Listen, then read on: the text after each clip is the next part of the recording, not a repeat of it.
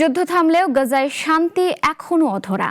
যুদ্ধবিরতির 2 মাস পরও চুক্তির বাস্তবায়ন, ত্রাণ প্রবেশ আর ভবিষ্যৎ শাসন ব্যবস্থা নিয়ে অচলাবস্থা। এই পরিস্থিতিতে যুদ্ধবিরতি কতটা টিকবে সে প্রশ্নই এখন সবচেয়ে বড়। ডেস্ক রিপোর্টে বিস্তারিত। গাজায় যুদ্ধবিরতি কার্যকর হওয়ার 2 মাস পেরোলেও এর ভবিষ্যৎ নিয়ে অনিশ্চয়তা কাটেনি। বড় ধরনের সংঘর্ষ বন্ধ থাকলেও ইসরায়েল ও হামাস একে অপরের বিরুদ্ধে চুক্তি লঙ্ঘনের অভিযোগ তুলছে। স্থায়ী শান্তির পথে অগ্রগতি প্রায় স্থবির। যুক্তরাষ্ট্রের প্রেসিডেন্ট ডোনাল্ড ট্রাম্পের ঘোষিত 20 দফার পরিকল্পনার আলোকে যুদ্ধবিরতি শুরু হয়। লক্ষ্য ছিল ধাপে ধাপে যুদ্ধের অবসান, জিম্মি ও বন্দি বিনিময়, গাজায় ত্রাণ প্রবেশ এবং শেষ পর্যন্ত হামাসকে নিরস্ত্র করে ইসরায়েলি সেনা প্রত্যাহার। তবে এই পরিকল্পনার কেবল প্রথম ধাপই আংশিক বাস্তবায়িত হয়েছে।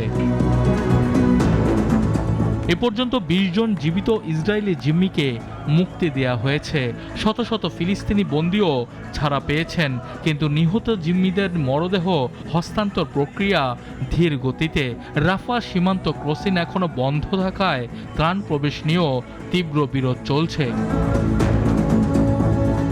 গাজায় মানবিক পরিস্থিতি ভয়াবহ। ধ্বংসস্তূপের মধ্যে বসবাস করছে হাজারো মানুষ। শিশুদের মধ্যে তীব্র অপুষ্টি বাড়ছে। ভারী বৃষ্টিতে অস্থায়ী তাঁবু ডুবে গিয়ে স্বাস্থ্য ঝুঁকি আরও তীব্র হয়েছে। যুদ্ধবিরতি সত্ত্বেও সহিংসতা থামেনি। হামলায় নিহত হয়েছেন ইসরায়েলি সেনা, পাল্টা অভিযানে প্রাণ গেছে শত শত ফিলিস্তিনিদের। আন্তর্জাতিক স্থিতিশীলতা বাহিনী, অন্তর্বর্তী শাসন ব্যবস্থা এবং ফিলিস্তিনি প্রশাসনের সংস্কার সবই কাগজে থাকলেও বাস্তবে অগ্রগতি নেই। সবচেয়ে বড় বাধা হামাসকে নিরস্ত্র করার প্রশ্ন। হামাস বলছে ফিলিস্তিনি রাষ্ট্র ছাড়া অস্ত্র ছাড়বে না, আর ইসরায়েল সেনা প্রত্যাহারকে এই নিরস্ত্রীকরণের সঙ্গে যুক্ত করেছে।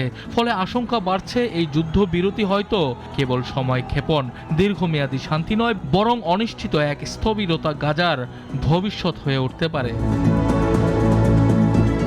সানি আহমেদ, নাগরিক।